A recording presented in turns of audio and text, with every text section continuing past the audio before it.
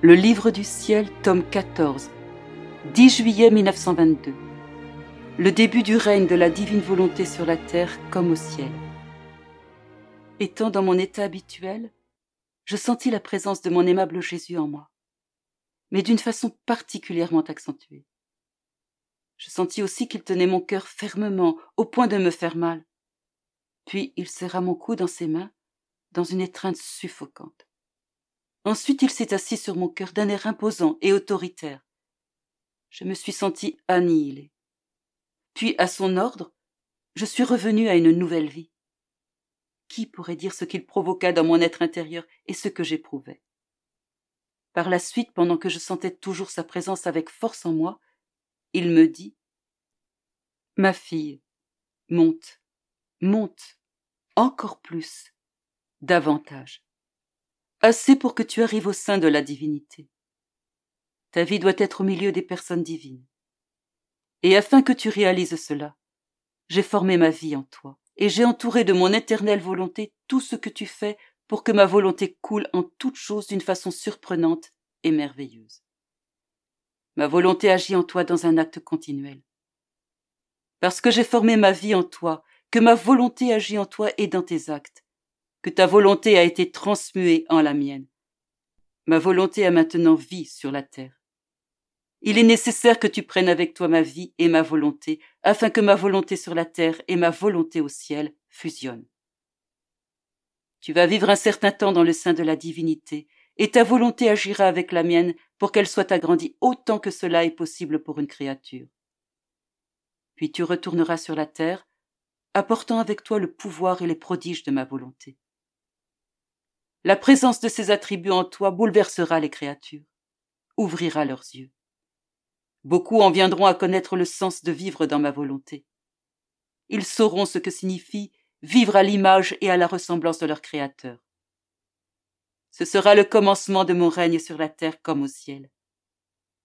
Crois-tu que c'est une petite chose que de vivre dans ma volonté? Cela n'a pas d'égal, pas plus qu'il y a de sainteté qui s'en approche.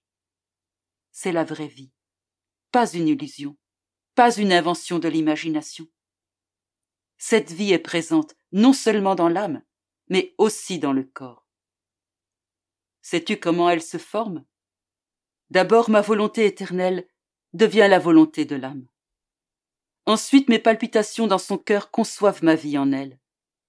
L'amour, les peines et tous les actes accomplis par l'âme dans ma volonté forment en elle mon humanité. Ces actes me font croître tellement dans l'âme que je ne peux rester caché et que l'âme ne peut s'empêcher de sentir ma présence. Ne sens-tu pas que je suis vivant en toi? Voilà pourquoi je t'ai dit qu'il n'y a rien qui, même de loin, approche la sainteté dans ma volonté. Toutes les autres saintetés sont comme des petites lumières. Mais cette nouvelle sainteté est un grand soleil transfusé dans l'âme par le Créateur. C'est uniquement par obéissance et avec une énorme répugnance que je dirai ici comment je perçois Jésus en moi. Je le perçois presque visible, à la place où se trouve mon cœur. Parfois je sens qu'il prie, et souvent je l'entends avec mes oreilles physiques pendant que je prie avec lui. Quand il souffre, je sens sa respiration laborieuse. Je le sens dans ma propre respiration, au point que je suis portée à respirer au même rythme que lui. Alors, parce que toutes les créatures sont contenues en lui, je sens sa respiration diffusée de même que sa vie dans tous les mouvements et les respirations des humains. Et je m'y diffuse à l'unisson avec lui. Parfois, je le sens gémir et agoniser. D'autres fois, je le sens ouvrir ses bras lorsqu'il les étend dans les miens. En d'autres occasions, il dort et laisse en moi un silence profond. Mais qui peut tout dire? Jésus seul peut dire ce qu'il produit en moi. Je n'arrive pas à trouver les mots pour expliquer. C'est seulement par obéissance que j'ai écrit ce qui précède, avec une grande peine d'âme et par peur de déplaire à Jésus. Il est tolérant quand je ne suis pas sous l'obéissance. Mais si l'obéissance le requiert, alors ma seule réponse doit être fiat. Autrement, il m'annihilerait.